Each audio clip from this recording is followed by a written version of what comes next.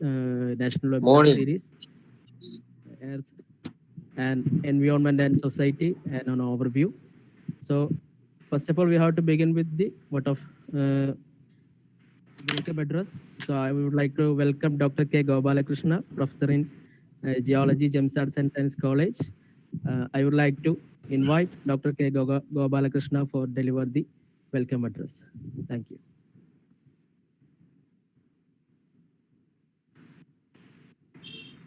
Okay, am I audible to you? Yes. Yes. Okay. Very good morning to you all. Distinguished and renowned speakers from the reputed Central State Scientific and Research Organization, universities and colleges, our Honorable Chairman, Vice Chairman, other Director Board members, Principal, Academic Director, faculties of various departments and research scholars, students and other participants. Very welcome to all for the 7-day national webinar on focal theme, Earth, Environment and Society, which is being organized by PG, Department of Applied Geology, Gems Arts and Science College, affiliated to University of Calicut. A few words about the department. The Department of Geology was established in the year 2012 and had been upgraded as PG department recently in 2019 with all sophisticated geoscience equipments, with all modern lab facilities, for which I am very much grateful and indebted to the GEMS management for their effort for providing academic facilities to the students. I appreciate their excellent support and commitment to the society. The department is committed to inculcate research culture among the students. So with the advice and coordination of our academic and research director, Dr. B.G. Unni, the department has been initiated steps for submitting mega project to Department of Science and Technology on the current and socially relevant subject on the multidisciplinary approach for susceptibility evaluation and characterization of the landslide in Kerala and northeastern part of India, in collaboration with IRPC Palakkad and other reputed R&D institutions and universities from northeastern states of India. As we move into a new geological era, that is Anthropocene era, an era of human dominance over the planet Earth. So it is instructive to revisit some of the happenings on the Earth. So in this webinar, we try to bring or to have an integrated approach by incorporating a wide varieties of disciplines of earth science to provide a deeper understanding of how earth science and society have coexisted in the age of the Anthropocene era. Even though there is a great advancement in the technology and civilized society in all respect, but the anthropogenic impact on nature have imbalanced the Earth's natural system. So activities such as land use, land cover, landform changes, deforestation, overexploitation of natural resources including groundwater, coastal encroachment, illegal unscientific mining and quarrying, waste disposal including electronic waste and other various types of environmental pollution, everything has contributed to the fatal natural hazard like landslides, what we witnessed recently in several districts of Kerala, and also earthquakes, flooding, drought, climatic changes, groundwater depletion, and quality deterioration of the drinking water, everything. So in this context, our 7-day webinar series will address most of the topics, and I hope that the topics of the talk during the session will justify the theme of the webinar. So we have with us a very distinguished and eminent speakers who have shown their excellence in the concerned areas of specialization.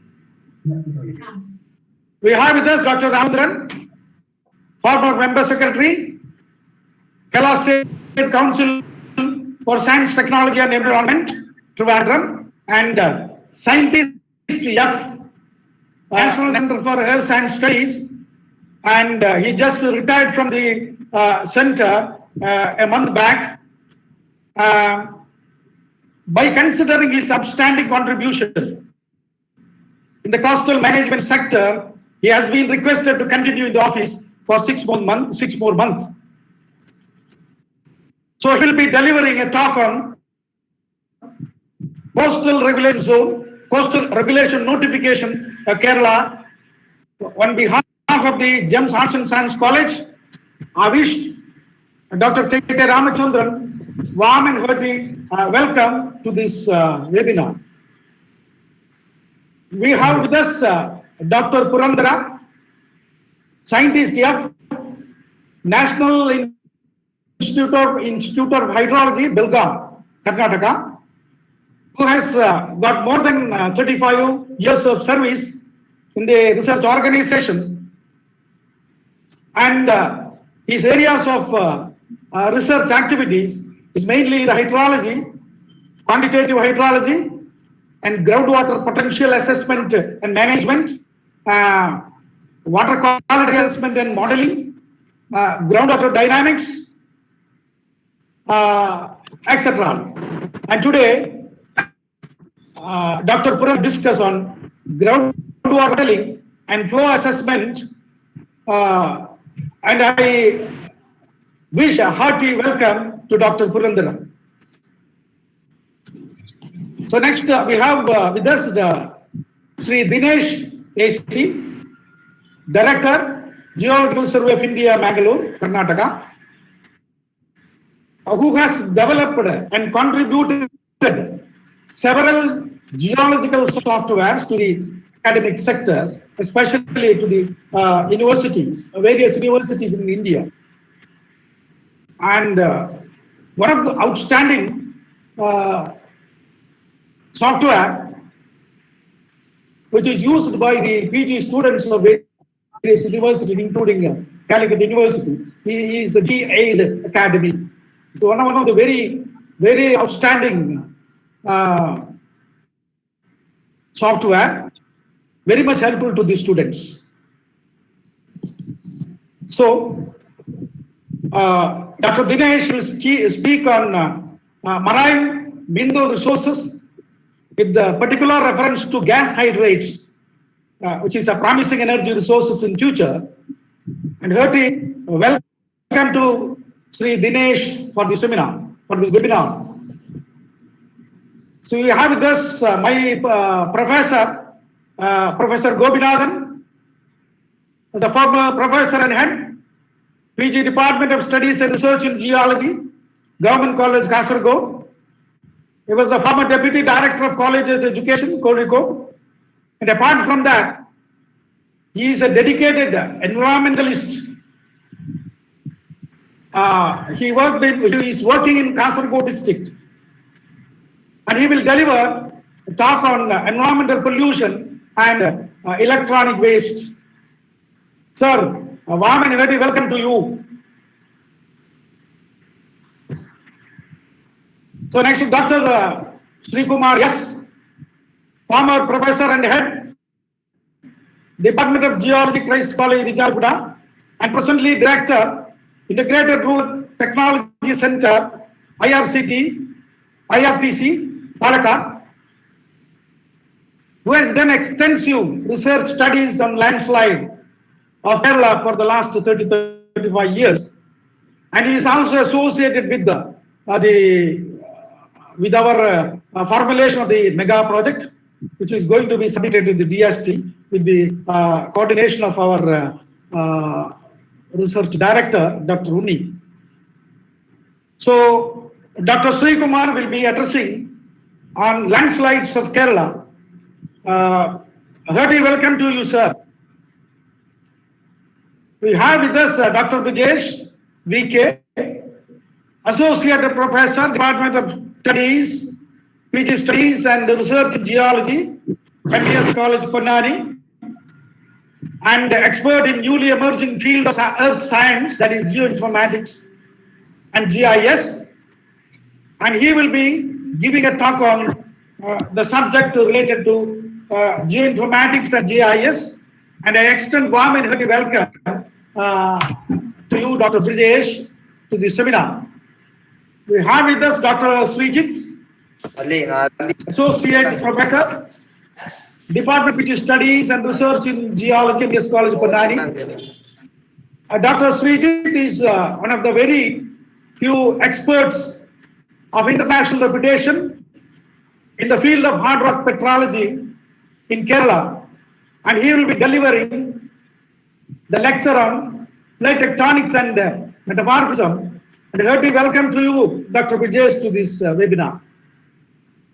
So I wish warm and hearty welcome to our respected and honorable chairman, Sri Mandalam Ali sir, Vice Chairman, Sri Vasu Master, Director Hansa Master, and other directors, Principal Dr. Navi Mohan sir, Director of Academic and Research, Dr. B.G. Unni sir, and all faculty members, research scholars, students of various institutions.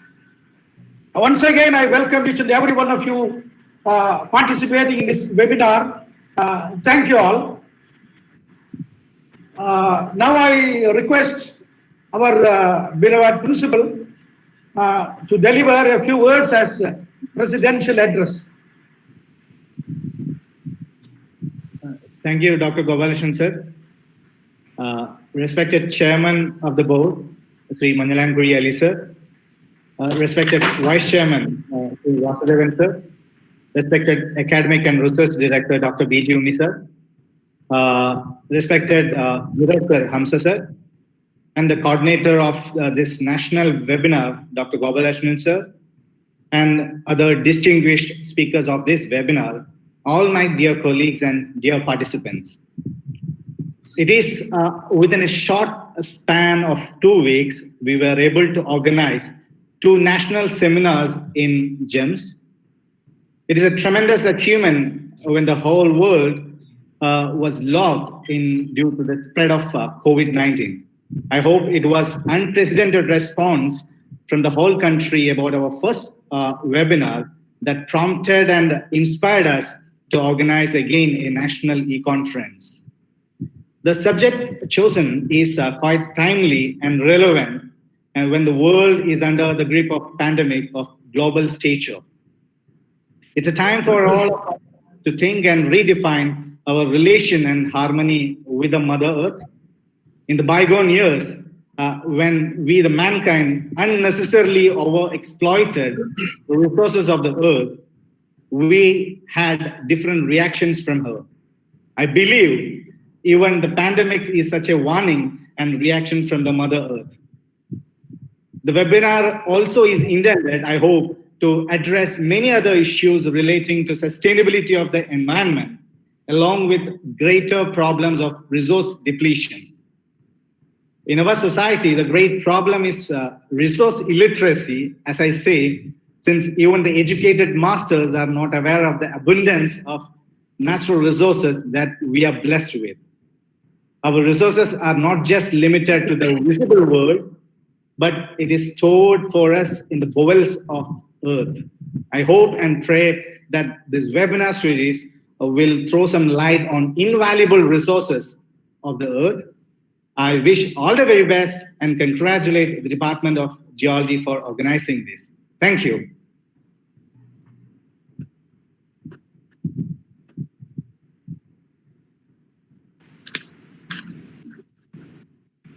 Thank you, sir. Thank you very much for your nice words. Now I request our chairman to say a few words as inaugural address. Thank you very much. Research Director of the college, Dr. B.G. Unni, Principal of our college, Dr. Naveen Mohan, G. Gopalakrishnan, other field academicians, around 173 participants from various institutions. My dear friends, I'm very happy to be with you for the inauguration of this 7 days webinar on the topic Earth, Environment and Society, organized by the PG Department of the Applied Geology of our college. The topic for your discussion is very relevant, and I am sure that this webinar will attract a wide interest of the academic society. I'm also confident that there will be some fruitful outcome of this conference, which will be very useful to them. Are you hearing me okay? Yes. Okay. No problem, no? Okay, sir, you continue. It's okay. Okay, academics should initiate developing general awareness to public on crucial issues like environment, waste management, health awareness, etc. Scientists and academic community should have social commitment, and their activities should help common people to lead a better life. I think the new education policy also emphasizes this view. All the scholars presenting papers in this conference are very eminent. I congratulate our PG department of applied geology, especially Dr. Gopalakrishnan, leader of our faculty team, for organizing such a program. Also, I extend my congratulations to Dr. Unni, our research director, and Dr. Naveen Mohan for giving them full support. Our geology department has undertaken a project on the issues of landslides and their solutions with special reference to Malappuram and Wayanad districts in association with several institutions. Once again, I congratulate all of you, and with pride, I inaugurate this national e-conference. Thank you all. Thank you very much. Thank you, sir. Thank you, sir. Thank you very much for your nice words and blessings. Now I request our academic director to say a few words. Thank you, Gopalakrishnan. And first of all, I'll heartily welcome all the distinguished speakers taking part in the conference, respected chairman, vice chairmans, directors of the college management principal, faculties, and the students of the geoscience. In fact, the topic selected, Earth, Environment, and Society. It's a very interesting topic and very much relevant as on today. As on today's world, you must have heard any part of the country, even any part of the village, you will see the environment-related pollution, flood, landslides, earthquakes. Earthquakes, in fact, we are not facing it that way, but in Kerala also faced. So if you see that all aspects, everything is interlinked. And most of the things are happening day to day. In Kerala, never faced such flood. Once upon a time, people used to see and listen only the flood and earthquake. That is the only part you will find in the northeastern part of the region. But now it has come to Kerala. You must have seen in the 2018, the flood what Kerala faced. Now there are thousands of reasons. Now coming to the prediction, as far as environment related to the pollution up to some extent by giving some sort of a warning at the beginning or the later part. But as far as weather forecasting, it is possible flood also up to some extent we can give. But as far as many other things are concerned related to the environment, how to control, how to check, what are the probabilities, how we can control, is there any prediction system, is there any possibilities way, like in earthquake, we cannot predict, but it happened. Like in northeastern part, when I spent about almost 40 years plus, every day we used to have 102, starting from a Richter scale from 2.5 to 3. It's quite common. But when Kerala faced a couple of years back, everybody was becoming. Now, what is the reason behind that? If you analyze 40 or 50 or 60 years back, when my school days, we never faced such problem. We never knew what is flood. Yes, we used to have. But now the things are becoming changed and many things are happening. And because of the electronic age and recent developments and improvements in the day-to-day changes in the science and technology, we should have some sort of a system to predict so that a lot of lives we can save. Considering all these points, in fact, a couple of weeks back, we had a brainstorming session on, and I took the area, mainly landslides. We had a national and international experts. Starting from Kerala, we have got a Dr. Sri Kumar, Gopal Krishnan, all were there, and NGRI, and even we got an expert from Japan. So we now are planning to have a project, and we got 2 projects already submitted from the Dibrugarh University, where Geological Survey of India is also taking part. And another project we also got from CSIR NIST, and both projects are related to the warning system and also prediction system of landslides and flood taking in the northeastern part. And Kerala, we are going to take up this aspect, and I think it is under process. And we will come up with a very major, a mega project with a multi-institutional collaboration, multidisciplinary. That's an example when I analyze the speakers of going to speak for the next 7 days, a multidisciplinary, working on different area, an authority in their area that will give you a lot of input, especially in the area of geology.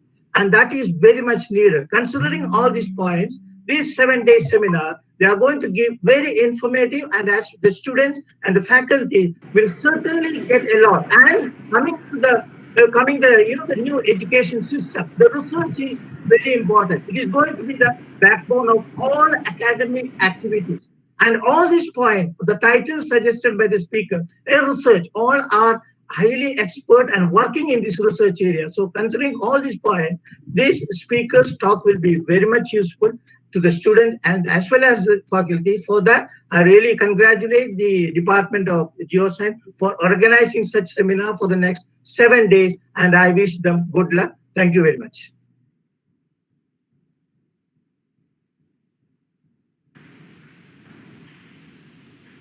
Thank you, sir. Thank you very much for your words. So now I request our Vice Chairman, Sri Vasu Master, to say a few words.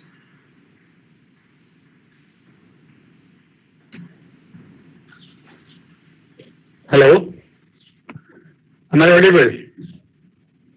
Yes. Yes, sir. Yes, sir.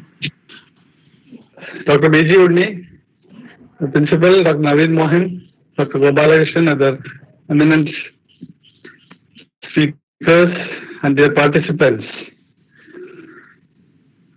Dr. Udni and our chairman has made relevant speech. So I don't want to waste your time on this occasion, but you are eagerly waiting for the presentation of the topic. So I congratulate everybody for organizing such an excellent webinar, and I wish you all the best. Thank you. Thank you, sir. Thank you very much. Now over to Kavya for giving a detailed introduction about the speakers of our 7 days webinar. Over to Kavya. Thank you, sir. I hope I'm audible to everyone. Yes, you are. Okay, thank you, sir. A very warm good morning to one and all present here. I would like to take this opportunity to welcome and introduce our eminent panel of speakers who will be going to deal and talk about very dynamic and interesting topics on geology on the following 7-day webinar series. Just bear with me for a few seconds as I share my screen with all of you.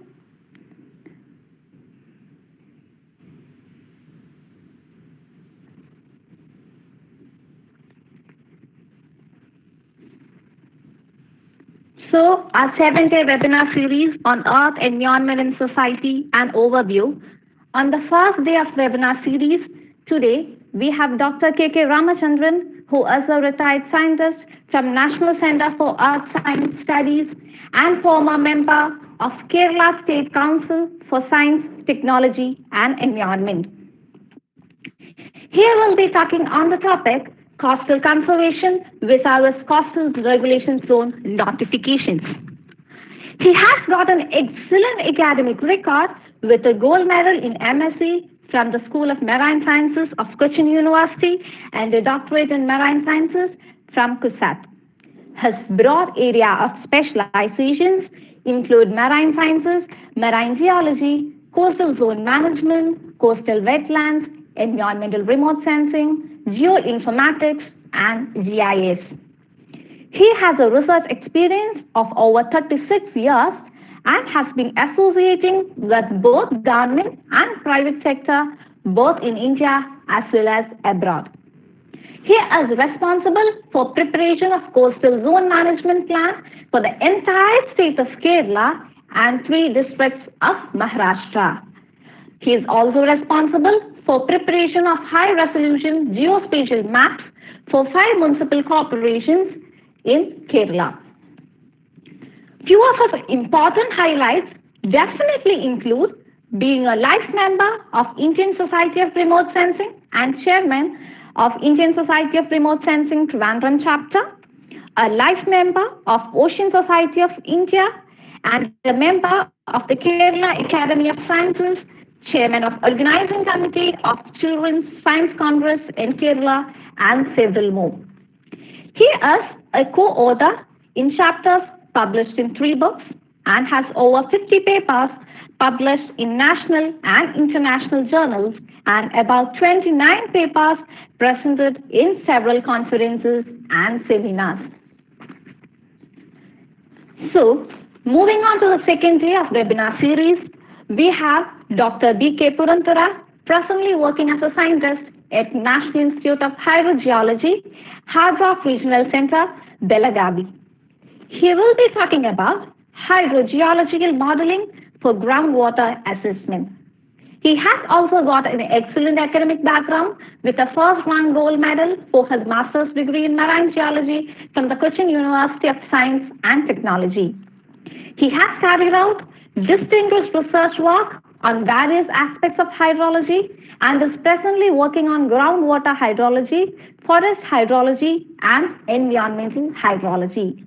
He has worked in collaborations with the UNESCO, UNDP, DST, Ministry of Earth Sciences, World Bank, Ford Foundations, etc. He has been guiding a lot of scholars and students for their PhD, MPhil, and BE programs. He has also published more than 150 articles in various national and international journals, published more than 50 technical reports through National Institute of Hydrology's publication wing, and edited chapters in several books. He has been awarded a cash award by the National Institute of Hydrology for his contribution to the area of phosphorus hydrology in the year 2020. He has also won the Veena Runwal Award by the Mining Engineers Association of India, Hyderabad, for his contribution to water management in mining areas. He has been acting as a secretary and vice chairman of the Mining Engineers Association of India and is a member of Climate Cells and is also an expert member of the District Environment Committee for Mining Approvals. Moving on day 3, we have the honorable speaker for the webinar series as Professor V. Gopinathan. He was the former Deputy Director of the Collegiate Education and the former Principal and Head of the Department of Geology Department, Government College, Kasaragod. He has also worked in the Model College and IHRD. and is presently the principal at the Triveni College, Kasaragod. He is a very dedicated professor with over decades of experience in teaching and research. He is also the district coordinator of the NGC and NCSC, the director of the Green Earth Movement in Kasaragod, and also the president of Kasaragod People's Forum. Here we'll be talking on the topic electronic waste, its dangers and management. So, followed on day 4, we have Sri Dinesh AC as our speaker, who will be talking about offshore mineral resources of India, a synoptic view and future projects. He is currently the Director of Marine and Coastal Subdivision of the Geological Survey of India, Mangalore. He has been carrying out structural mapping and mineral exploration both on offshore as well as onshore. His major works include the development of software for marine-related works, marine resource calculation, compilation of cruise data, preparation of databases and handbooks. He has published 21 papers in national journals and 5 papers in international journals. Moreover, he has developed over 13 softwares and prepared up to 8 handbooks. Moving on day 5, we have Dr. S. Srikumar, who is the Director of Integrated Rural Technology Center at Palakkad. He has retired from the Christ College, Irinalakuda, as a professor with over decades of experience in teaching and research, and he'll be dealing with the resilience and sustainability in management of the slope failures in hill ranges of Kerala. His areas of interest include environmental and related studies, and he had been a resource person for the UNDP Government of India and coordinator for disaster management and the University Grants Commission in the past. He has authored several articles, books, research publications, as well as made several presentations in his area of expertise. He has been a recipient of several prestigious awards and has also held the position of a member in several government and academic bodies for years. Moving on the following day, that is day 6, we have Dr. C. Srijit, Associate Professor at the Department of PG Studies and Research in Geology, MES College, Ponnani. He'll be talking on metamorphism in relation to plate tectonics. He has also been a university-level rank holder during his MSc program, and his research interests include Precambrian crustal evolution, planetary tectonics, petrology, geochemistry, and thermodynamics. He has over 9 peer-reviewed papers in national and international journals. He had presented papers at 12 international conferences and 4 national conferences. He is a professional member of the Geological Society of America, European Sciences Union, Geochemical Society of USA, Asia-Oceania Geosciences Society, correspondent of the Heritage Stone Subcommission, IUGS UNESCO, a Life Fellow of the Geological Society of India, and many more to go. On the final day of our webinar series, we have Dr. Brijesh VK, the Associate Professor at Department of PG Studies and Research in Applied Geology from MES College, Ponnani. He will be talking on the topic, if data is money, geospatial data is gold. His area of specialization includes hydrogeology, remote sensing, and GIS. He has over 11 publications in national and international journals. He is also a Life Fellow in the Geological Society of India and the Indian Society of Remote Sensing. He also handles positions such as Nodal Center Coordinator of the IARS Distance Learning Program. He is the NAC Coordinator of the MES Ponnani. And furthermore, he has published books on physical geology and practical manuals on GIS. Thank you to everybody.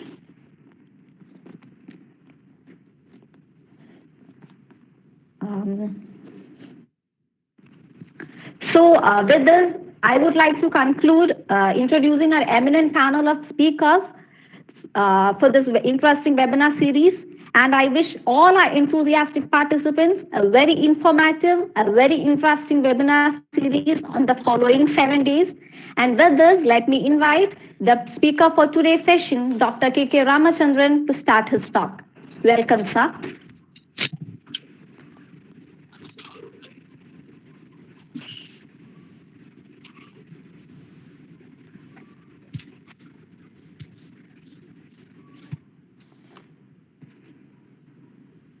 Thank you, Kavya, for this nice introduction of all the speakers. Respected Chairman, Vice Chairman, the Research Director, Principal, my Guru, Gopinath Sir, my best friend for last 40 years, Gopal Krishna Ji, Purandara, AC Dinesh, Rijesh, Srijit. I think the whole group, we know each other, very closely. So I think it is better that I start. It's already 11:26. So I am given something like 45 minutes for my speech and 15 minutes for discussion. So I'll straight away get into my presentation. Yeah.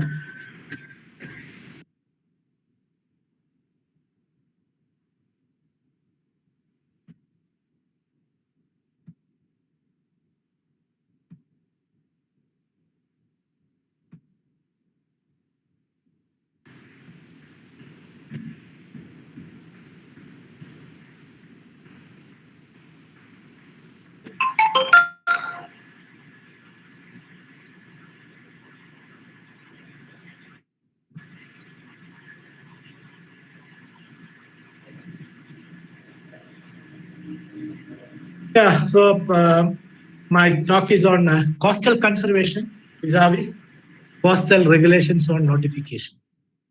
I don't have to emphasize about what is the importance of coast in a state like Kerala, which is one of the 9 maritime states in India.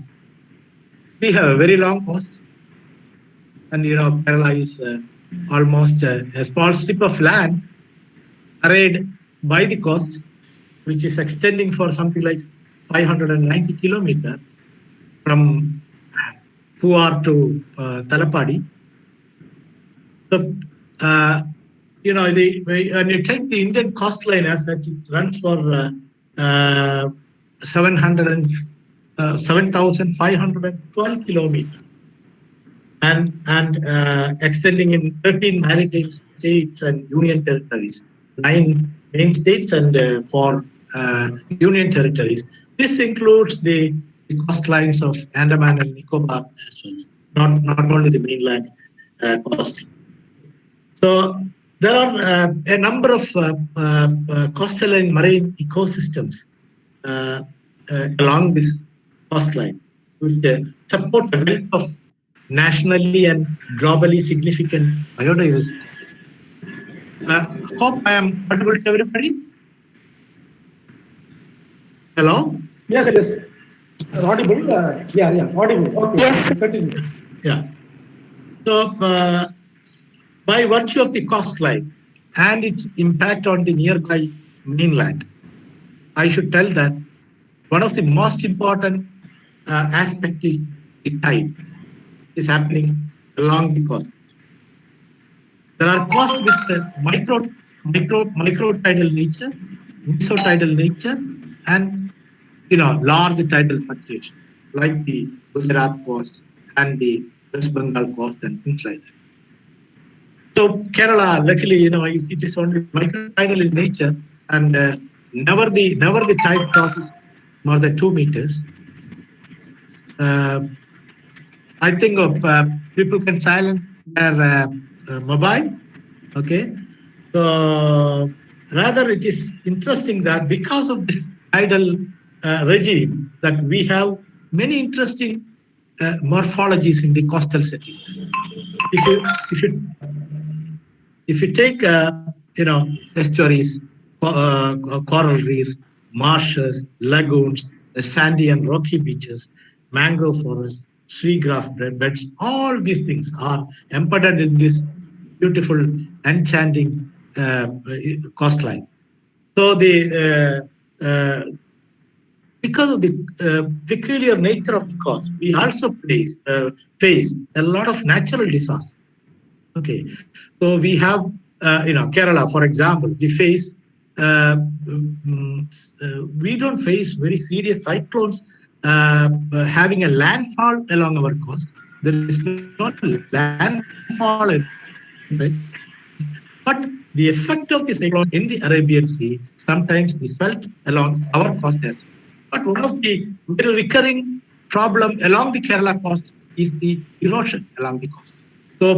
So before going into the process-related calamities along the coast, probably I should recall what are the importance of the coastal zone. So if you take the coastal environment, it plays a vital role in national economy by virtue of the resources, productive habitat, rich biodiversity, and it provides commercial and recreational fisheries, coastal and adventure tourism, community and recreational services, ports and shipping, non-living resources in the coastal and marine areas, hydrocarbons, traces and other minerals, salt and chemicals, fresh water, and so on and so forth.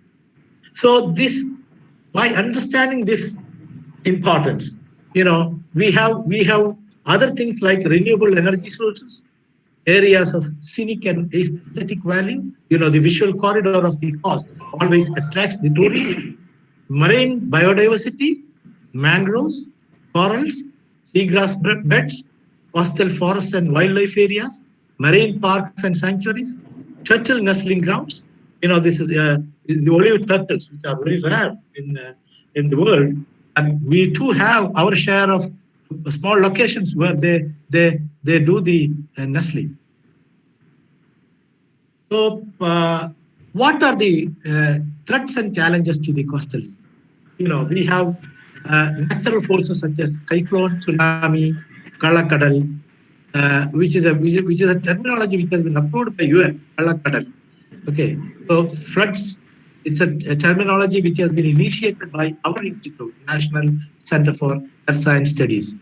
Floods, temperature, and tidal surges, etc. So the reasons, we know there are natural reasons, and there are also some man-made reasons for this. So the coastal area has undergone tremendous pressure during the last century, mainly because of the urbanization and industrialization. We know that almost something like 40% of the total population live within 50 kilometers of our coast. So there is also competition and conflict in resource uses. You have your tourism activities, but at the same time you have to sustain the so-called livelihood activities of the local population, the fishermen population, and at the same time there are interests which are connected to our defense purposes. Okay, so there are multitudes of actions that are taking place along the coast, which actually compete and conflict in each other. So ultimately, because of the different kinds of actions along the coast by the man, it undergoes a degradation of the coastal ecosystems, resulting in loss of fauna and flora. We need to understand that recently because of the accelerated global warming phenomenon, which causes not only the temperature increase in the coastal waters, it also induces sort of acidity to the already saline ecosystem, which causes migration of certain fauna and flora from their natural habitat. And we also have, because of the global phenomenon of accelerated global warming, the sea level also undergoes a rising tendency, which we have already measured and proved along the Kerala coast, especially using the tidal network that we have. So we, apart from that, the sewage, the toxic waste, probably Govi sir will be talking about the electronic waste and things like that. So all these things contribute to the degeneration, dismembering of the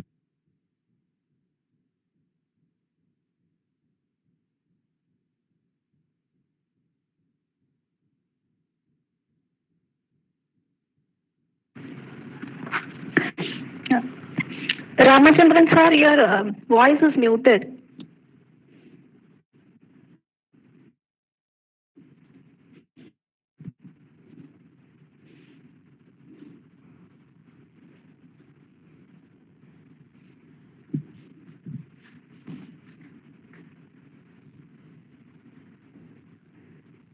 Okay, sorry.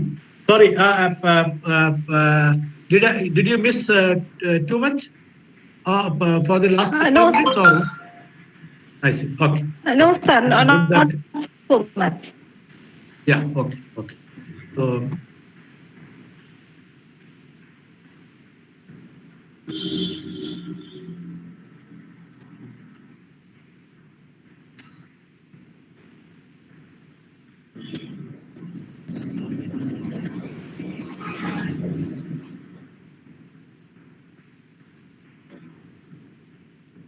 Yeah, sorry. So we have the coastal hazards. Am I clear? Yeah. Okay. So we have the coastal hazards, due to coastal sea level rise, coastal flooding, cyclones, earthquakes, tsunami, coastal erosion, subsidence, coastal subsidence, and things like that. So we have the risk factor coming out of the hazard, exposure, and the vulnerability of the coast together. And if you take the sea level rise scenario, its potential impact along a coast like ours, which is standing for something like 590 kilometers. Even a small rise is going to make a lot of problems. Okay, I will not get into the details of sea level rise because it's a big domain in itself. So you can see the sort of the curve, which is sea level for the Kochi area since 1939. 1939 we have this. Okay, so there are issues with this for the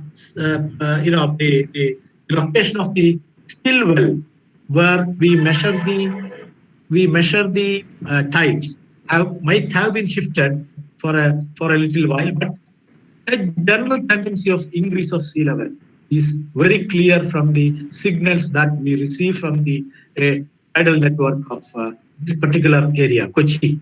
Only for Kochi, we have sea level spanning, tide levels spanning for more than 89 years, and we use that data to find out whether really we have the threatening sea level rise along the coast. We find as on today, we during the last 89 years, we had a sea level rise of something like 10 centimeters along the Indian coast. It is very difficult to resolve a question, a pinpointed question, whether the sea level is rising or the land level is falling. It's actually relative. Okay, so based on the information which is available to us, we know that sea level is rising, and we take it for granted that the land level is to a certain extent stable, but it is not. We have also seen in certain other locations where we used the recent techniques of microwave remote sensing techniques, interferometric SAR interferometric techniques, by which we find that on a longer time baseline method, we see there is a small shift in the land level to the extent of a few millimeters. So this is some 10 centimeter rise during 89 years, and the projection is something alarming. We do not know. These are based on the global mean sea level rise, which has been computed by the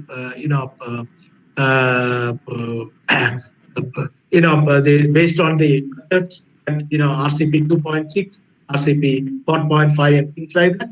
So if there is an aggressive emission reduction, probably we will achieve the RCP 2.6. Okay, so which would cause a rise of from 0.28 to 0.6 meter with an average of 43 centimeters by the end of this century. Okay, so what is the problem if sea level rises? You know that very small sea level rise itself will cause a lot of problem for us. You take this, you see for different time brackets, we have the different kinds of rise of sea level recorded. Okay, so if we have very low-lying coast which has got very few elevations above the mean sea level. Even there are places which are below the mean sea level. We take our Kuttaland.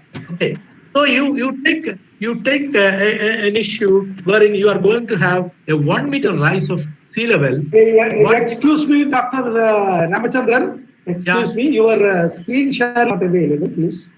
Pardon? Check it. Pardon? Screen sharing is not available. Screen sharing is not available. I see.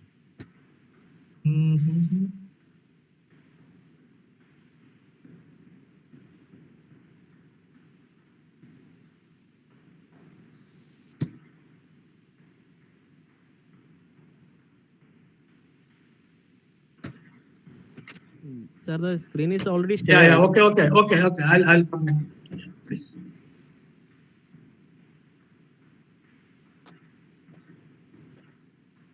Is it okay? Okay. Is it okay? It's okay now. Okay. Yeah. Ramachandran. Okay. Yeah. Okay. So I was talking about the sea level. Now, even with the sea level rise of the previous slide was this. Sorry, this. Okay, this is what I explained. Okay, so so you have, even if 1 meter rise is there, you see the dark red portions which are going to be inundated. They are going to be. Hello. Hello.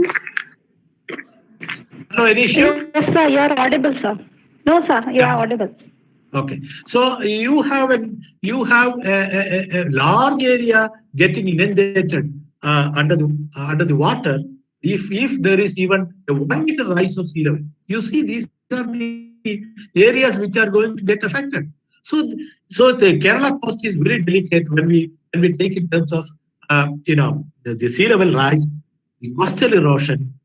See next let us go to the. See, this is a curve wherein you see that there is a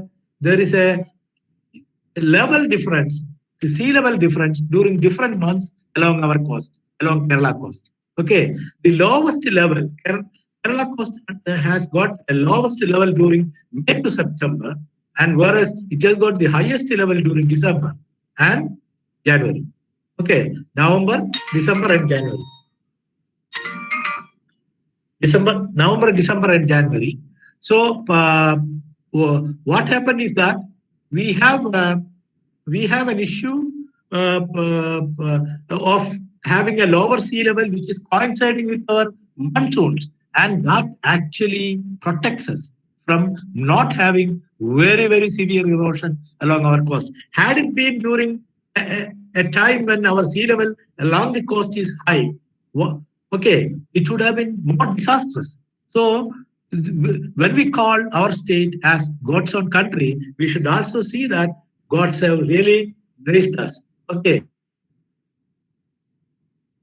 for this kind of and you take you know why this level difference comes. You know that it is because of the gravity at a location. So sea level is nothing but a isometric surface. It is nothing but a equipotential surface where the gravity is the same. Okay, so that gives the water level. So when the gravity is little less, sea level comes up. When the gravity is little more, the sea level goes down. This is what happens. Okay, so during the November, December, January season, you have a low gravity issue wherein the sea level comes up. So this is how it works. So you see in each of the districts, probably I have a very detailed this one. So I will not go into the details of you know the different process that taking place along our coast. But I can only tell that we have a low tide wave dominated coast. Okay, we have a low tide. Our tidal regime is, it never crosses 1.2 meters. It is just above 1 meter. That's it. In Trivandrum, it is less than a meter, and when we go to Thalapadi, it is little more than a meter. That's it. So the entire cost, there is only a difference of 0.4, you know, 40 centimeters of tidal amplitude difference. Okay, and you go from south to north, it increases a little bit, but at Trivandrum it is 80 centimeter. When you go to Thalapadi, it is 1.2 meters. That's it. So you see the facts and figures of Kerala. You know, I will come to this probably later. We have 42 rivers cutting across our terrains, joining the sea or joining the backwaters, which are connected to the sea at several places along Kerala coast.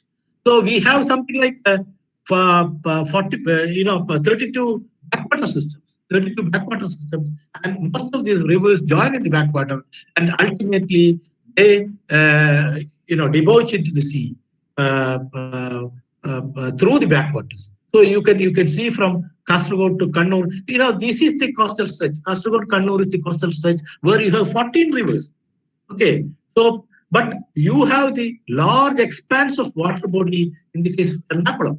Okay, so we have the Vembanad Lake, which is having an expanse of something like 99 square kilometers. Earlier it was 150 square kilometers. It has come down. It is little less than 99 kilometers square kilometers today. And the second one, biggest one in the coastal area.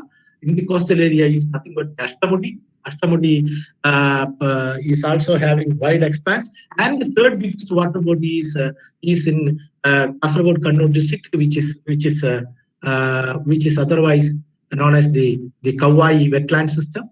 Okay, then we have small other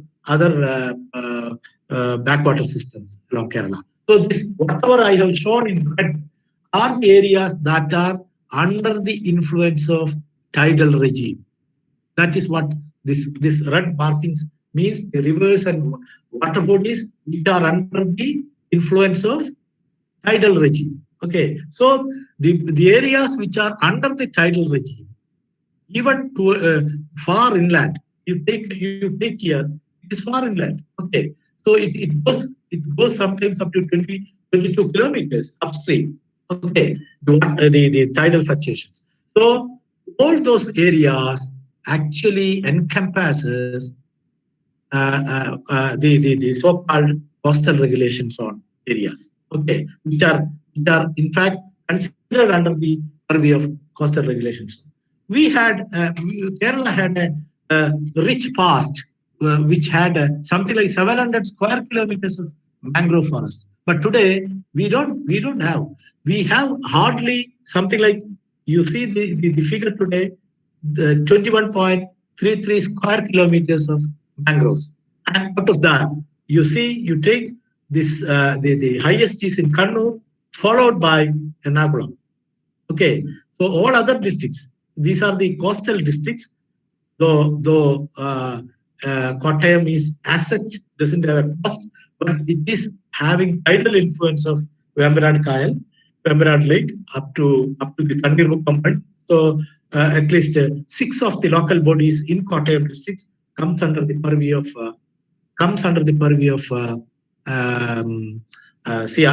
coastal regulations. Okay, so you can see a large expanse, 42.73% of the total mangrove is in Kannur. Okay, followed by Ernakulam and so on and so forth. You have a little bit in Alappuzha as well, and followed by Thrissur and Kozhikode. Okay, so these are the Kasaragod also has got some amount of this one in continuity with Kannur, but we have some pristine mangrove foliage in Kannur districts, and you must have heard the story of Kallan Pokutan, who was a man dedicated to conservation of mangroves. So you take even the coast, Kerala coast, it is undergoing erosion. General nature of the coast is erosion.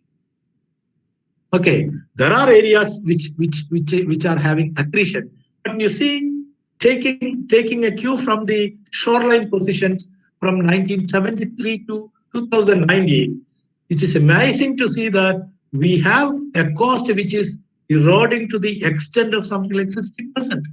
60% of the coast is undergoing erosion, and we have only other 40% either stable or getting accreted, having certain areas like Puduvai, it is accreting continuously.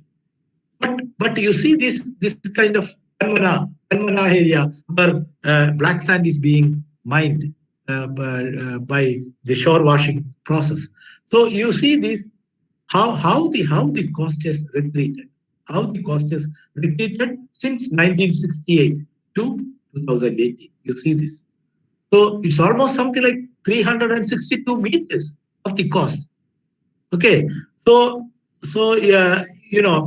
when we qualify this high erosion, all these things, cost which is having annual retreat of something less, around 1.5 meter is having high erosion. 1.5 meter to 0.5 meter is erosion. 0.5 minus 0.5 to plus 0.5 is stable cost. Plus 0.5 meter to 1.5 meter is accretion, and high accretion are costs which are having a progressive nature of pushing the cost to the sea by a matter of more than 1.5 meter per year.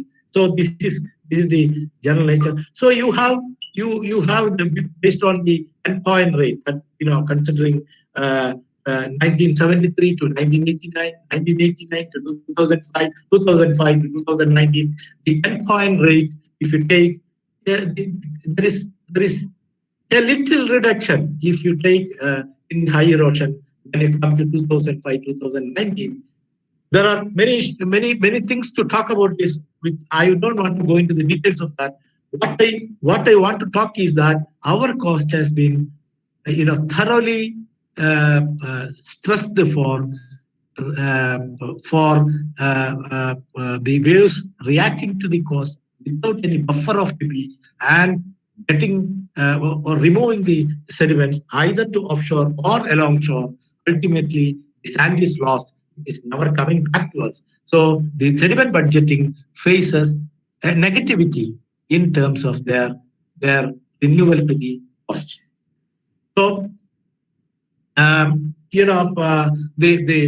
you take places like I just want to show one location where we have a very serious coastal erosion. If you take the Kasaragod stretch up to Erimala, okay, so you have all erosion all along. You have the negative rate, but you have positive rate only in a few locations. When we analyze why this positive accretion rate trend is coming, it is just because you have built some structures either growing on the seawall and wherein the shadow region is getting accreted, getting deposition of the sand, by which it shows accretion. So this is the kind of erosion accretion tendencies that is shown by the 9 districts affecting the cost. Okay, so now, yeah, I have already talked about the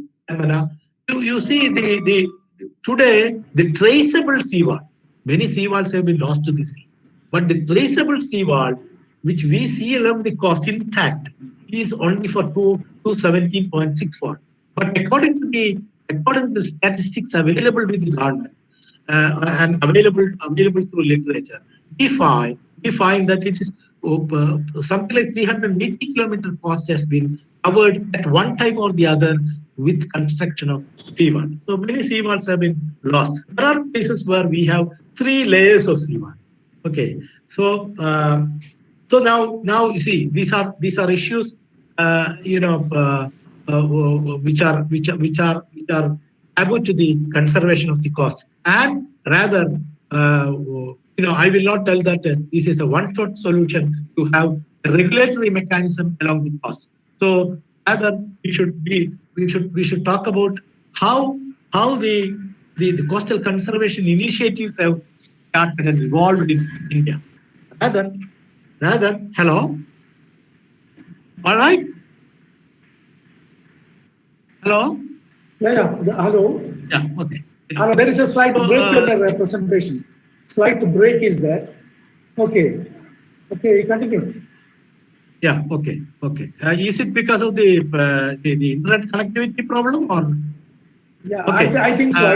I think so. Yeah. Okay. So the way back in 1981, a directive from the Prime Minister's office at that point of time, I think it was on the initiative of then Prime Minister Indira Gandhi, that the beach cleaning process direction has gone to each state, maritime state. That there was a direction that all beaches has to look clean and keep clean, and towards which there were certain protocols that has been prescribed at that particular point of time, and the brain behind was Maneka Gandhi, who was really taken into the environment and conservation of environment, and the the guidelines of beach conservation came in 1983, and 1986 was a landmark for India as far as the environmental protection was considered. The government of India has promulgated Environmental Protection Act in 1986. Okay, so this is the umbrella act under which many other notifications have come, and we started having the regulatory mechanism for many other things, even the EIA notification. All those things are under the umbrella act of 1986 Environmental Protection Act. So then we have the 1991 coastal regulations on notification, which came as a matter of the Environmental Protection Act.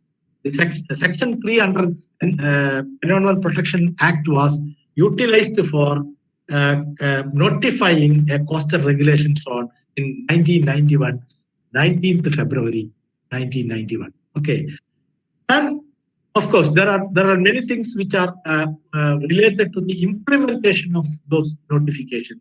We did not implement it appropriately till 1996. Till the Supreme Court took up the case and told that there has to be a mechanism by which the regulatory mechanism that has been inbuilt in the coastal regulations on notification 1991 has to be made active. So under that, when we started implementing the coastal regulations on notification, we faced a lot of practical difficulties, and because of that, the 26 amendments have come to that notification subsequently. Okay, so because of the 26 amendments, a committee was constituted under the chairmanship of M.S. Swaminathan. It was constituted in 2005. He gave a report in 2009, an elaborate report that how we can have a sustainable development along the coastal region by invoking the provisions of coastal regulations on notification. So this is and following that, by pinning the some of the problems that has been faced by the coastal community, as well as things which are found to be not sustainable, and to also balance the developmental activities along Kerala coast, Indian coast. In 2011,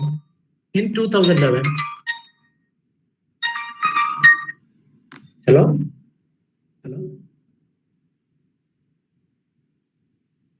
Can I call you after some time? Yeah, sure. Okay.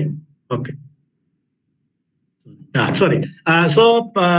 In 2011, a new notification came on CRSET. Okay, and it also included a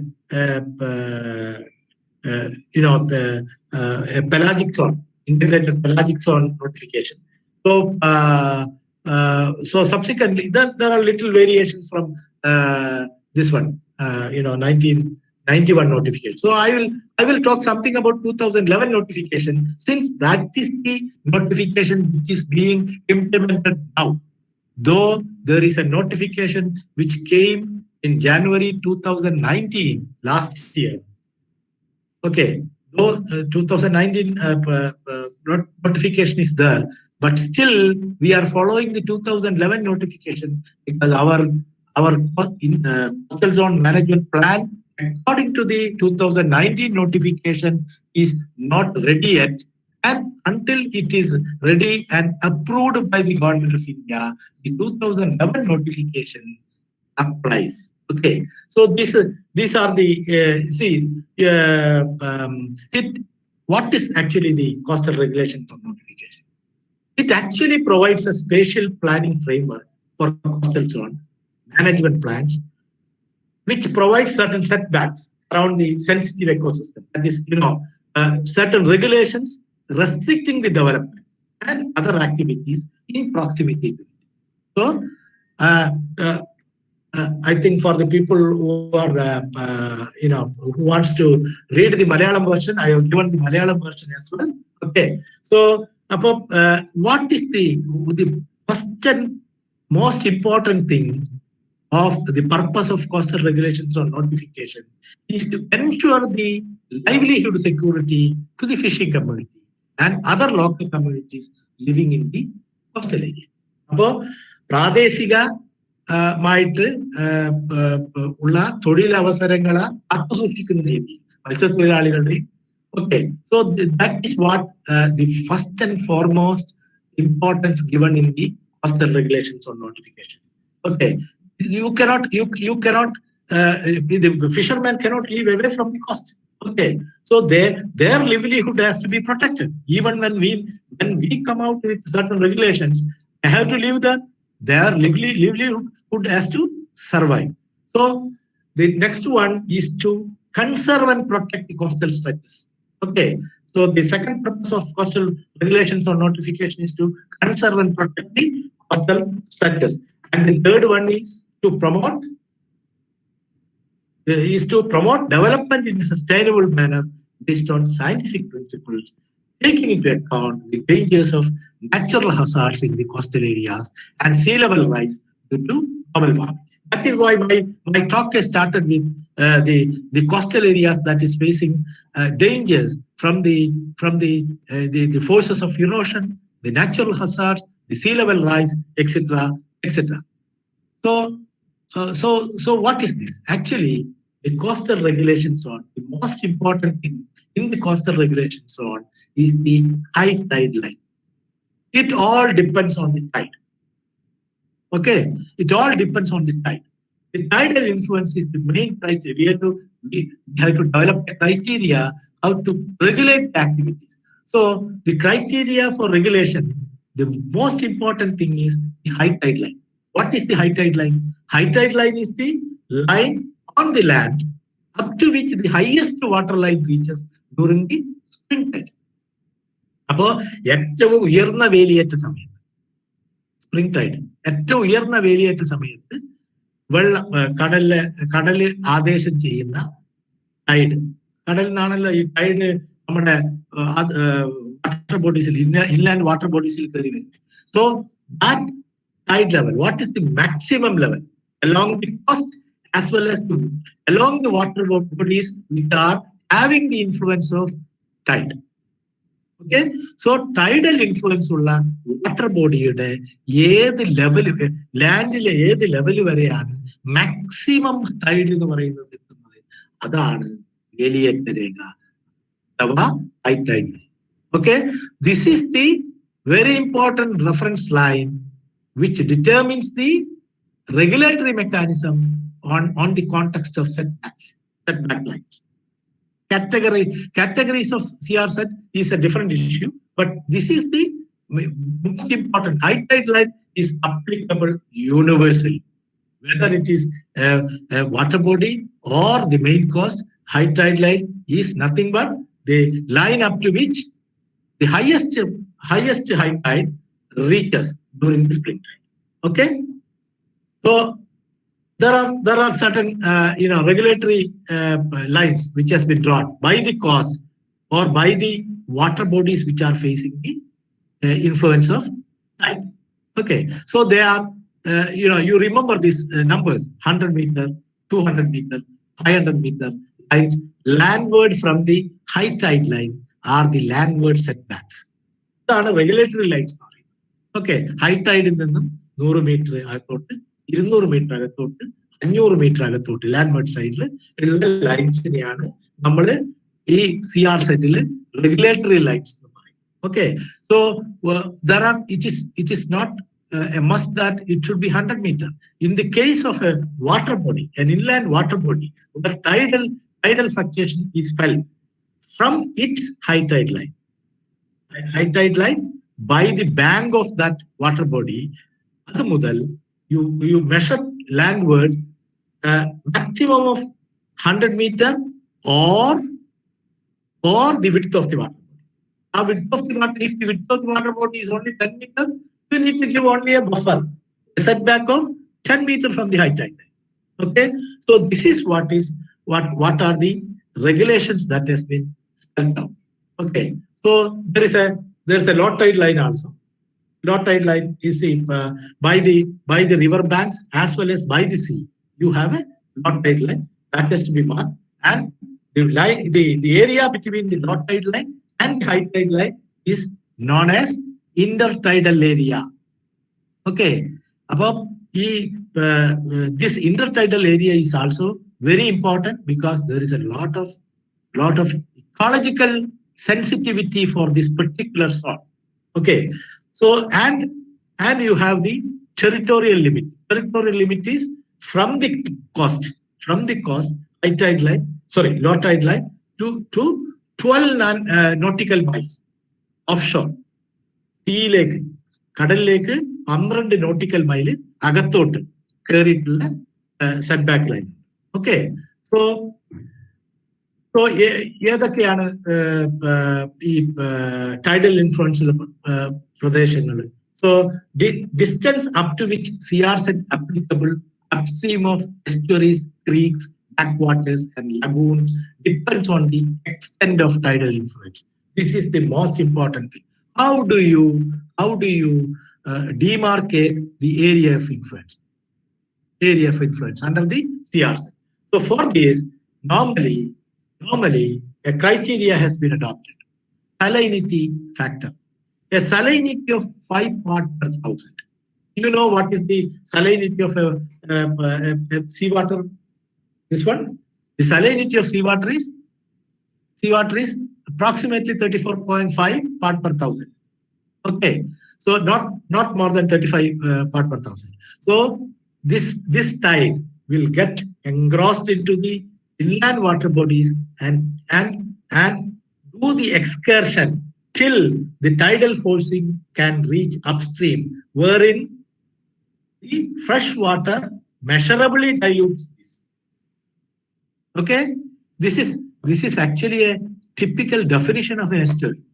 Okay, estuary is nothing but a water body water body having tidal influence, wherein its water is measurably diluted. Salinity is measurably diluted due to land discharge. Okay, so this is the salinity limit that we prescribe for the area of CR influence. Okay, so 5 part per thousand. Okay, അത് ഈ കടലിലെ സലൈനിറ്റിയുടെ 1/7 ഉള്ള area വരെ CR സെറ്റിന്റെ influence 5 part per thousand. You know, part per thousand is, if you take this into percentage, it is 0.5%. Okay, 0.5%. So what are the areas that are coming under the coastal regulations? The land area falling between the hazard line and 500 meters from high tide line on the landward side. See, I have introduced another terminology here, hazard line. Actually, hazard line is a line drawn by Survey of India, Government of India, by considering the likely scenario of sea level, the slope of the coast, okay, slope of the coast, and likely inundation from all hazards that are likely to happen for the coast. By considering all those things, they have drawn a hazard line. Okay, it is available with all coastal regulation maps. All coastal regulation maps will have a hazard line marked, which is the line which is marked by Survey of India, Government of India. Okay, so and between so from 500 meters from high tide line, and also the area coming under the hazard line. These are the coastal regulations. So land area between high tide line to 100 meters or width of the water body, creek. Okay. So normally we don't use this terminology creek, but North India, it is very commonly used, creek.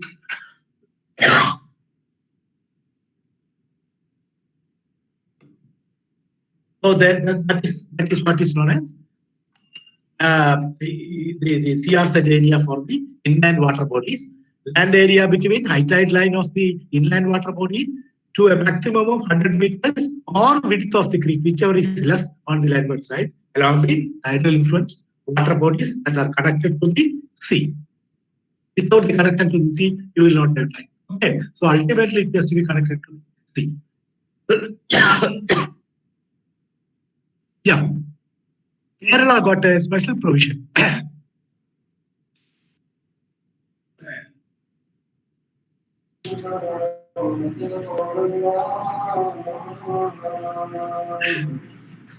So we have islands. Islands within the backwaters are considered the CR area, and for them, from their high tide line, island high tide line, landward up to 50 meters is uniformly demarcated, irrespective of what is the width of the water body by the side of it. It never comes into play. It is only 50 meters from the island. So suppose we have a lot of islands. Wellington Island in Kochi, or the when we have seen that we are talking about the backwater islands, we are not talking about the mainland islands. We have mainland islands. For example, in Kasaragod district, we have the Valiyaparappa, which is an island, but it is a main coast island. Okay, so this only the backwater islands have got these provisions. Okay. So all backwater islands will have a high tide line demarcated, and from the high tide line to the landward side, 50 meters has to be uniformly demarcated. There is no escape from that. Okay, it is uniform. Irrespective of whatever be the category, it has to be uniform. So intertidal area between high tide line and low tide line. This is what I told earlier. Okay, so the water and the bed area. The water and the bed area. That means from the low tide line of a water body to the low tide line of the other bank of the water body. Okay, for a water body, if you take if a river is flowing where it is Saleh, if from one bank of the water body to the next bank of the water body, and its bed is known as is under the purview of CRC. Okay. Similarly, for the main coast, it is from the low tide line of the coastal region to 12 nautical miles, territorial water limit. Up to the territorial water limit, the water and its bed is under the CRZ regulated area. Okay, so you have, now we are coming to the categorization. We have CRZ 1, 2, 3, and 4. Under the CRZ 1, we have a category known as CRZ 1A. The CRZ 1A is nothing but ecologically sensitive areas and the geomorphological features that play a primary role in maintaining the integrity of the coast. This is very important. Okay. See, you have a lot of ecosystem by the coast. That the integrity of the ecosystem has to be kept alive. For that, the geomorphology plays a very important role. If we have a biologically active, mud flat, if we have a biologically active dune, a sand dune, all these things are very important. So they are known as, that is what the categorization you can see, Kandal Kadugal, that is mangroves, you have a long list. You have mangroves, you have corals and coral reefs, sand dunes, biologically active mudflats, national parks, marine parks, sanctuaries, reserve forests, wildlife habitats, salt marshes, turtle nesting grounds,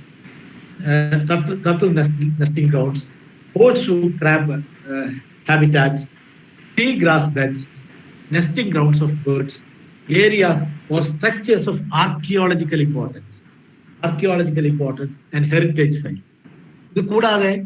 Mangroves, if it is more than 1,000 square meters, if the area of mangroves is more than 1,000 square meters, that is also that also has to have a buffer of 50 meters around that, which will also be considered under CRZ 1A.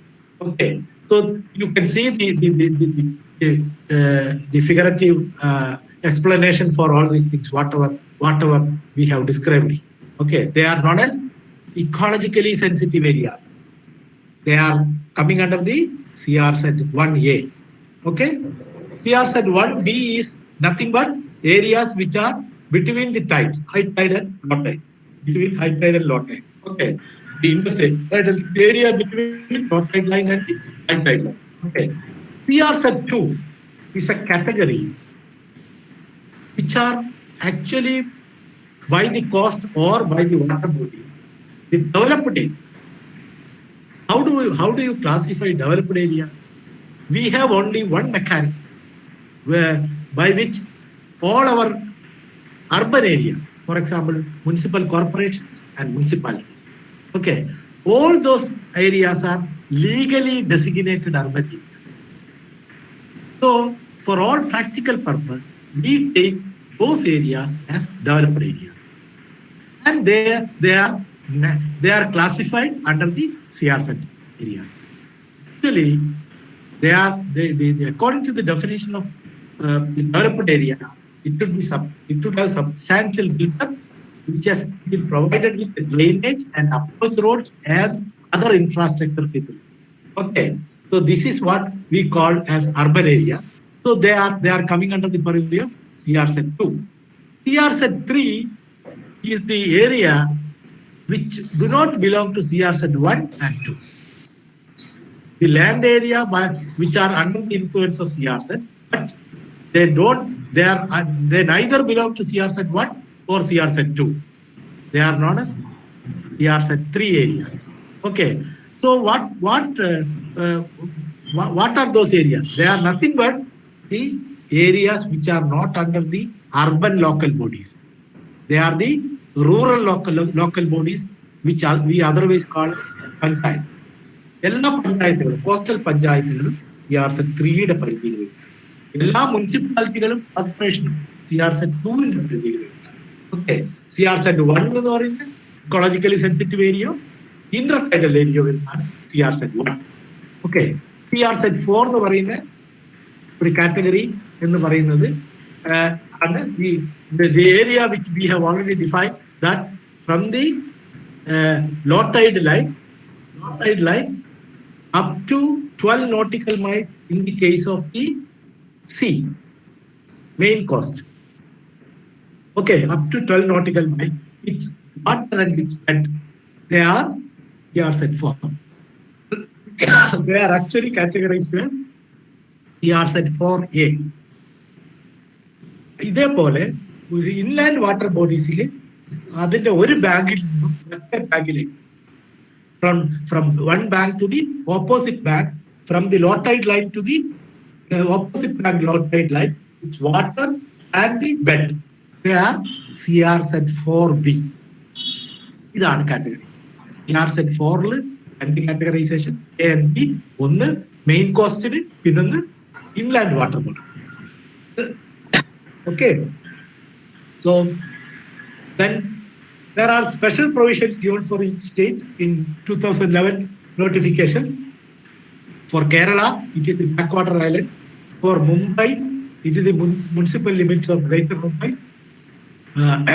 Certain areas of CR-Set of Goa,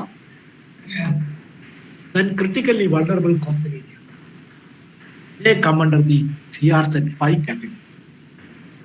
You see this classification in a figurative manner.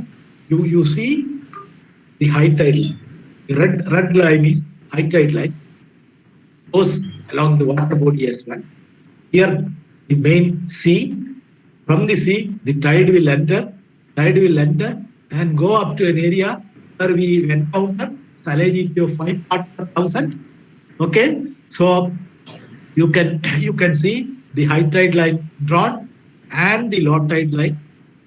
Okay, you have the between the low tide line and high tide line, you have the intertidal area, intertidal zone.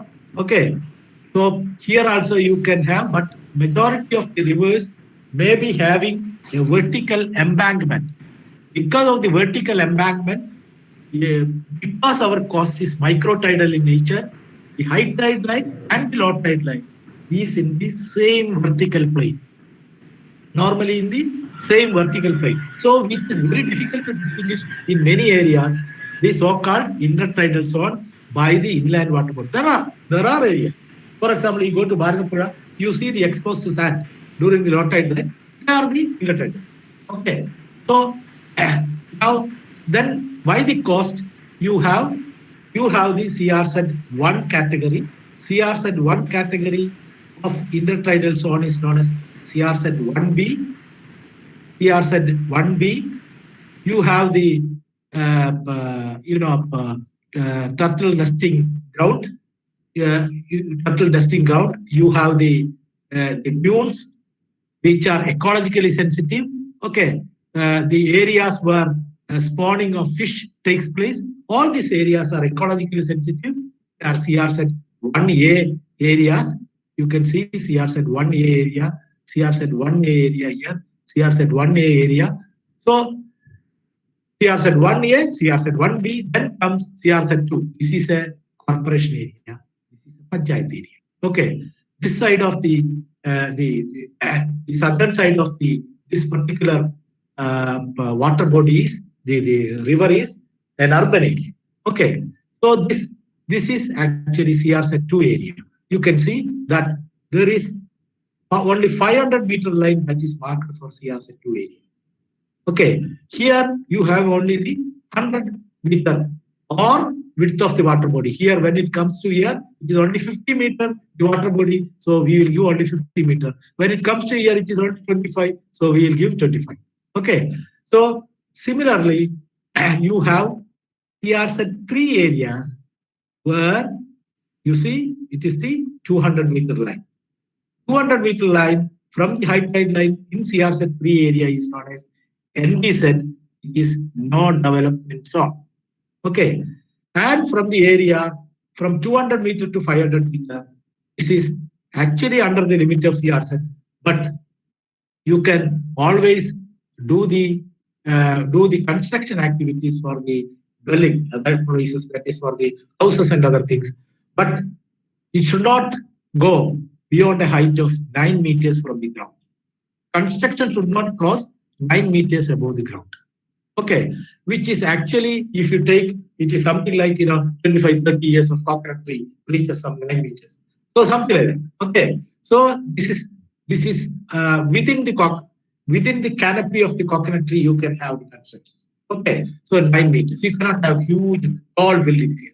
But here, you don't have a concept of no development zone because it is an urban body, it's a corporation or a municipality, where from the high tide line, wherever you see an approved structure, a house, a road, or whatever be it, which was built prior to 1991, 19th February 1991 was the date on which the first notification came.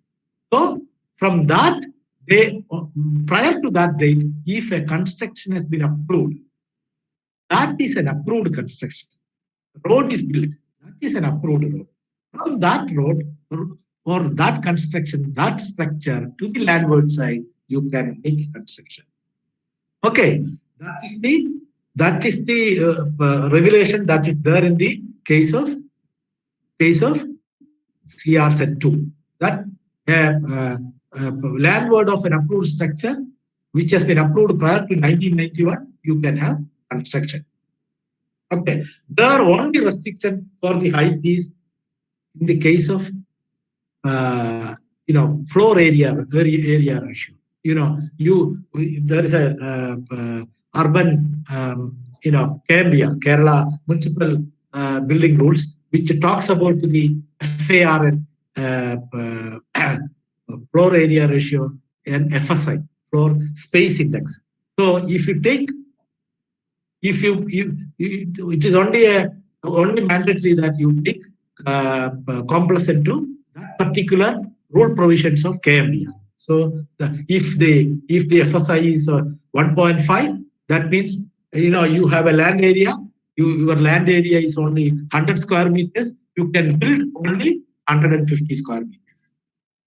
Okay, whether it is tall or flat or whatever be it, you can only build 150 square meters. So whatever be the FAR there, if the FAR is 2 or 2.5 prior to 1991 approved, then according to that you can. Okay, so this here also you can have the same thing. Though in the case of Panchayat you have no development zone, or you cannot have construction made here, but on the landward side of the no development zone you can have. But here in the case of CR set 2, you cannot have. You can have construction, but provided it is on the landward side of an approved site. Okay, this is the sum and substance. You have the CR set 4A from the lower tide line to the 12 nautical miles offshore. CR set 4A, and here from the lower tide line of the water body on one bank to opposite bank is CR set 4B. It's water and it's bed. Okay, so this is the sum and substance of that. Okay, so I will not go into the details of how it is being done and all, because we have a guideline that how mapping has to be done for high tide line along each of the coast by observing the signatures along the coast. Okay, so I think I have given a long talk, and I don't want to continue further because it is already 50 minutes. I think I have talked for 50 minutes, and these are the districts which are coming under. You can see the green, light green thing. These are the districts which are covered under the CRZ activities. Out of the 14 districts, 10 districts are covered, and you have the total high tide line mapped for the Kerala coast in a very detailed way. Constitute something like 7,565 kilometers for 10 districts, and maps in 1:25,000, forming 87 grids of 7.5 minutes into 7.5 minutes. Geologists follow this particular scale of map 1:25,000 for 7.5 minutes into 7.5 minutes grid, which constitute 87 grids for the entire Kerala coast. You can see the disposition of the grids along the Kerala coast. Okay, so these are the local bodies that are coming under the CRZ. You have in each of the districts, you have total 5 municipal corporations, including the recently formed Kannur districts, Kannur corporation. Okay, so you have 26 municipalities under CRZ. You have 245 Gram Panchayats under CRZ. Okay, so this is the I hope I have covered a little bit on the this. This is how we give the very detailed categories of CRZ. Each panchayat wise. For example, this is for Kasaragod. You have Janur Panchayat. By the sea coast, we have 3.98 kilometer hydride line. See, all those details are given. You have how much is the mangrove, how much is the mangrove buffer, whether you have any ESA, ecologically sensitive areas like nesting site, you have IT set in intertidal zone. Okay, what is the CRZ 2 area, CRZ 3 area, CRZ 4B? Because 4A you don't have to give because it is up to the 12 nautical mile, which is very extensive. Okay, so this is how you can see that for the district how much of CRZ categories in total contribute. So these are the villages in Kasaragod districts rather which comes under that. Will each district wise we give the coastal zone management plan. Okay, so these are the thanks. If you have questions, probably I can highlight further. Thank you very much for the patient hearing.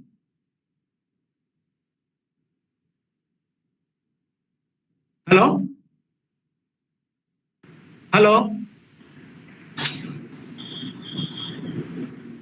Hello? People have become speechless or what? Hello, hello. Hello? Yeah. Yeah, I completed my presentation. Okay, okay. Thank you. Thank you, Dr. Ramachandran, for giving elaborated description of the coastal regulation zone. For your nice Hello? presentation. Please. Chat box. And so then I would like to invite Dr. Bin Praga to deliver the vote of thanks. Any questions wants to be asked?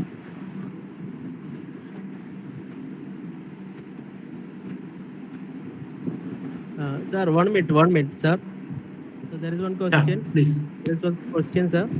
Is the CRZ regulations are the reasons why we saw a reduction? Pardon?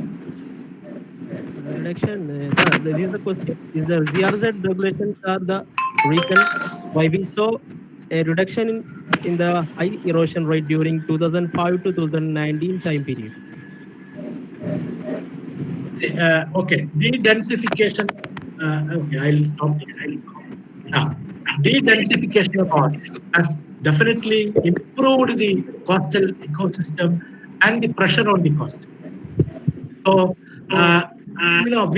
we have as a matter of fact, we have not precisely delineated what would have been the influence of implementation of the RSET for the last, it is since 1991, the implementation started only since 1996. So it is almost something like 24 years since we started implementation of this. But it is certainly certain types of improvements in the cost. Definitely good.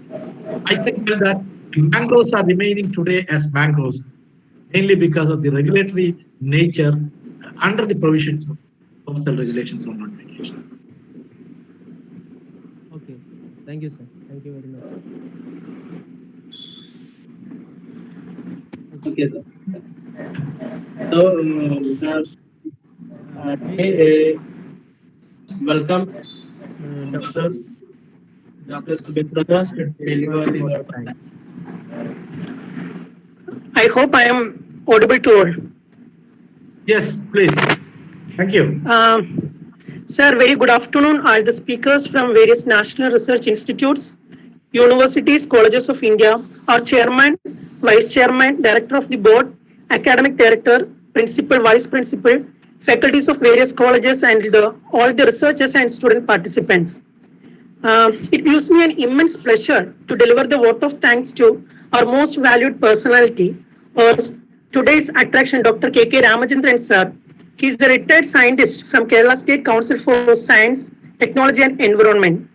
First of all, I am really thankful to Dr. Ramachandran sir for accepting our invitation and delivered a nice lecture on coastal conservation vis-a-vis coastal regulation zone notification. And sir has delivered a lot regarding the coastal zone, such as how the coastal zones are very important and its threats and challenges, coastal hazards, etc. And also he stated that sea level is rising, land level is falling with a reference to Kerala. Finally, he also explained about coastal conservation initiatives and regulations in India and its classification. Sir, I am sure that from your talk, our students, researchers and faculties like us have learned a lot from these informative talks.